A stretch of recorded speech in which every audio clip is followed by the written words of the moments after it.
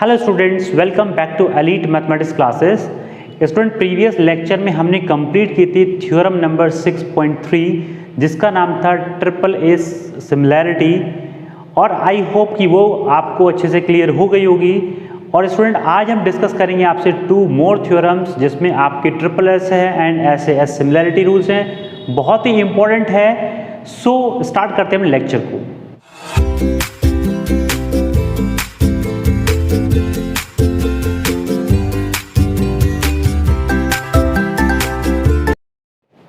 Now student, look at the next theorem, that is 6.4. Statement में क्या कहता है वो? If in two triangles sides of one triangle are proportional to the sides of the other triangle, then their corresponding angles are equal and hence the two triangles are similar. ये बोलता है आपसे statement में। तो आपने जो previous theorem complete की है उसमें देखा है ट्रिपल ए सिमिलैरिटी, जिसके अंदर ये कहता है वो कि अगर 3 एंगल्स इक्वल हैं तो आपकी तीनों साइड्स का रेशियो क्या होगा? प्रोपोर्शनल होगा, यानी कि सेम रेशियो में होगा, है ना। अगर आप इस स्टेटमेंट को देखें तो बिल्कुल रिवर्स है उसकी स्टेटमेंट, कि अगर किसी ट्राइंगल के अंदर, किसी 2 ट्राइंगल के अंदर जो रेशियो ऑफ द साइड्स है वो प्रोपोर्शनल है तो उनके जो एंगल्स होंगे वो इक्वल होंगे एंड आपका ट्राइंगल कैसा होगा? सिमिलर ट्राइंगल होगा। तो इसी थ्योरम का नाम है ट्रिपल एस सिमिलैरिटी, या हम बोलें साइड साइड साइड सिमिलैरिटी, इस तरीके से इसको नाम दे सकते हैं हम। और क्या है इसके प्रूफ में? बड़ा इंपॉर्टेंट प्रूफ है। कैसे इसको इजीली देख करते हैं प्रूफ को, वो भी आप यहाँ पे देखेंगे। सो स्टार्ट करते हैं इसको। और पहले जैसे हमने ट्राइंगल बनाया था, पहले थ्योरम में 2 ट्राइंगल्स बनाए थे, ऐसे ही इसमें भी हमने 2 ट्राइंगल्स बनाए हैं और लगभग इसका सेम प्रूफ सेम तरीके से है जैसे पहले किया था हमने। डिफरेंस क्या है वो आप यहाँ पे देखेंगे उसको, ठीक है।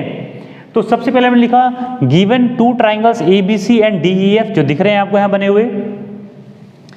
अब हमें गिवन क्या है इस बार? AB upon DE is equals to BC upon EF is equals to CA upon FD, जो हमने लास्ट में प्रूव किया था, right.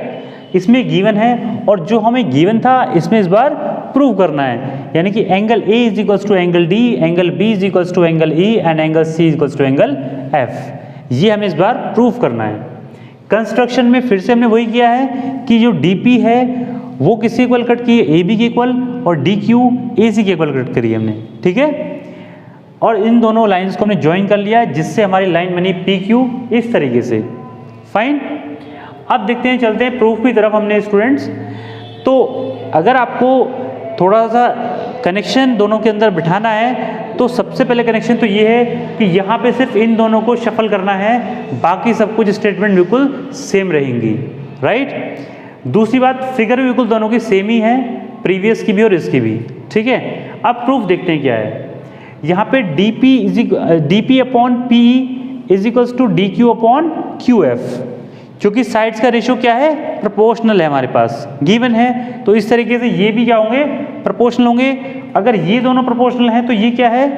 PQ parallel to EF, क्योंकि दोनों साइड्स का रेशियो प्रोपोर्शनल होता है तो हमारी लाइंस कैसी होती हैं? वो पैरेलल होती हैं, जो हमने सीखा है कन्वर्स ऑफ DPT में, राइट। कि अगर किसी भी 2 साइड का रेशियो इक्वल है तो उसकी जो थर्ड साइड होगी वो प्रोपोर्शनल होगी, सॉरी पैरेलल होगी आपस में, ठीक है। जैसे PQ is equals to parallel to EF है। तो अगर ऐसा है तो यहाँ पर हम क्या कह सकते हैं? Angle P is equals to angle E, ये वाले दोनों एंगल्स क्या होंगे? आपस में इक्वल होंगे। और एंगल Q भी किसके इक्वल होगा? F के इक्वल होगा,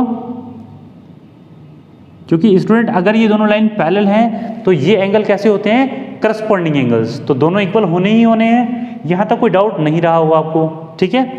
अब इसके मतलब प्रूफ होने से कि यहाँ पे दोनों एंगल्स इक्वल हैं तो हमारे पास ये क्या है? DP upon DE, DQ upon DF और PQ अपॉन EF, ये क्या है? हमारे पास साइड्स का रेशियो क्या होगा? प्रोपोर्शनल होगा, राइट। जैसे कि हमें क्वेश्चन में प्रोवाइडेड है, यानी कि गिवन भी हमें कि ratio of the sides are proportional, तो यहाँ पर भी क्या होगा? प्रोपोर्शनल होगा। हमारी दोनों लाइन कैसी हैं? वो पैरेलल हैं, राइट।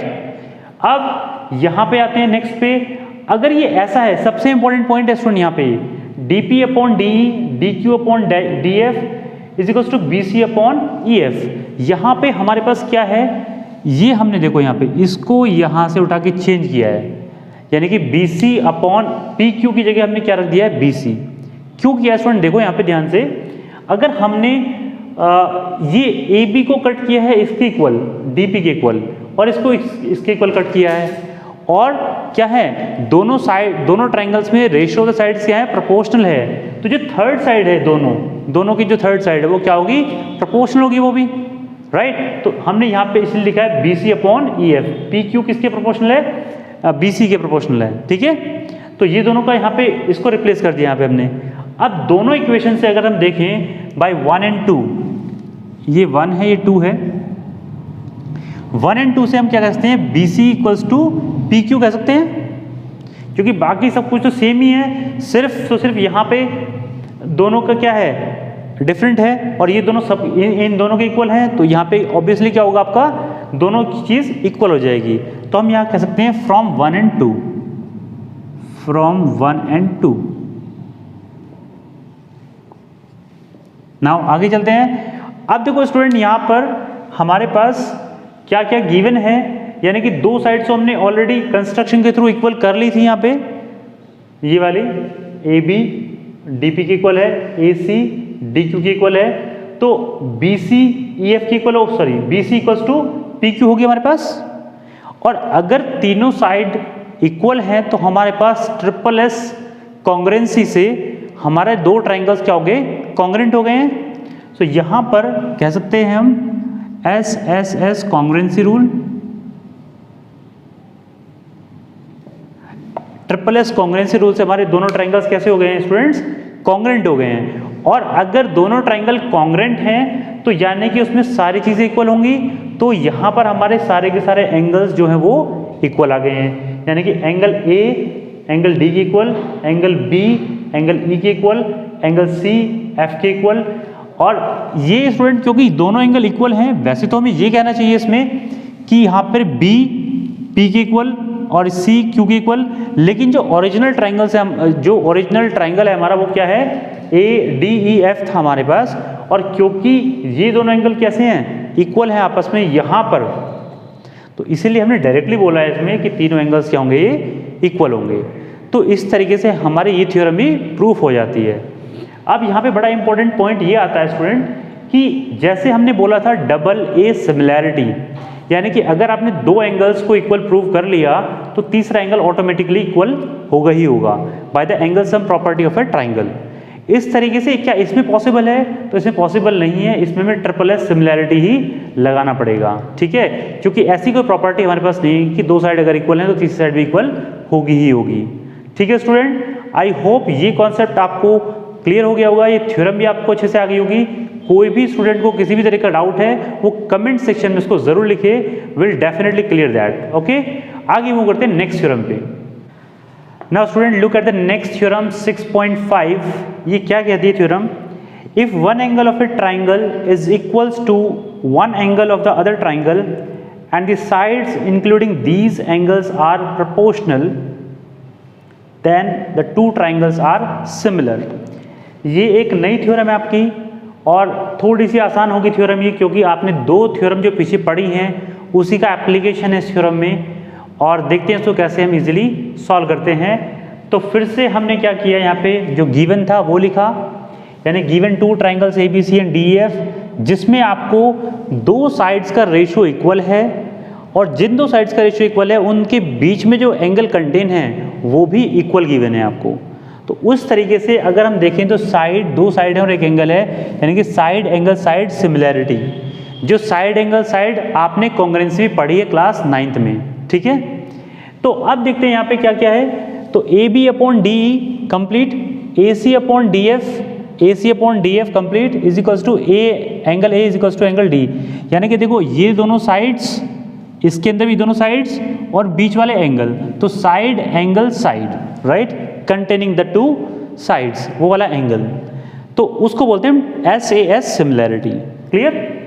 अब प्रूव करना है हमको ये A B C similar to triangle D E F. Construction वही की स्टूडेंट हमने जो अब तक करते हुए आ रहे हैं, यानी कि डीपी को एपी के बराबर कट किया हमने, डीक्यू को एसी के बराबर कट किया और दोनों को ज्वाइन कर दिया। ठीक है, अब बात आती है प्रूफ में। तो प्रूफ में P Q is parallel to E F, ये क्यों होगा स्टूडेंट, ध्यान से देखिएगा। इसमें जो हम आपको बात बता रहे हैं यहाँ पे कि क्यों होगा पैरेलल, ये आपको बुक में नहीं मिलेगा। ठीक है, अब आप ध्यान से देखो, जो हमें गिवन है यहाँ पे A B upon D E is equals to A C upon D F, ये हमें गिवन है, और हमने D P is equals to A B और D Q is equals to A सी।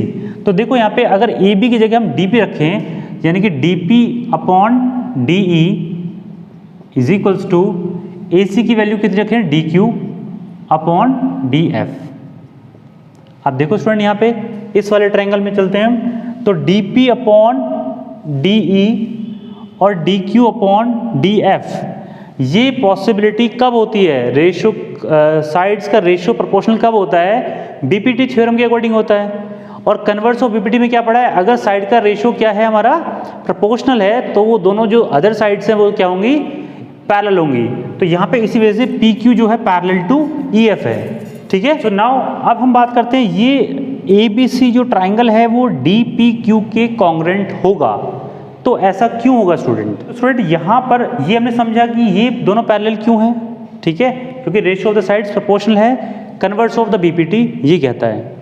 अब यहाँ पर ट्राइंगल ए बी सी और डी पी क्यू क्या होंगे दोनों, यानी कि ये वाला ट्राइंगल और ये वाला ट्राइंगल दोनों क्या होंगे, हमारे कॉन्ग्रेंट होंगे बाय द सेम प्रॉपर्टी, क्या, side angle side, side angle side congruency, right.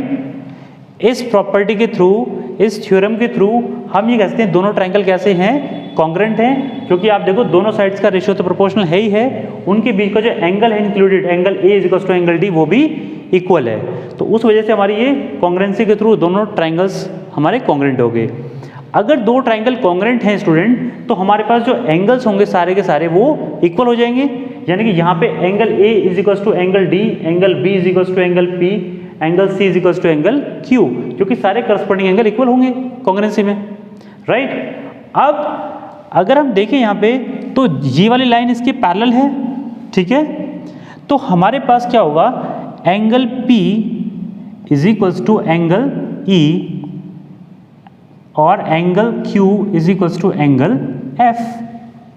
ठीक है, तो हम यहाँ पर ये भी कह सकते हैं स्टूडेंट, इससे पहले, इस लाइन से पहले हम क्या कह सकते हैं, यहाँ से पहले कि angle A is equals to angle D, angle B is equals to angle E and angle C is equals to angle F। और अगर ये सब चीज़ें इक्वल हैं, तो हमारे दोनों ट्राइंगल यहाँ पर ए बी सी और डी ई एफ, यानी कि ये वाला ट्राइंगल और ये वाला ट्राइंगल, ये क्या होंगे, सिमिलर हो जाएंगे आपके, ट्रिपल ए सिमिलैरिटी।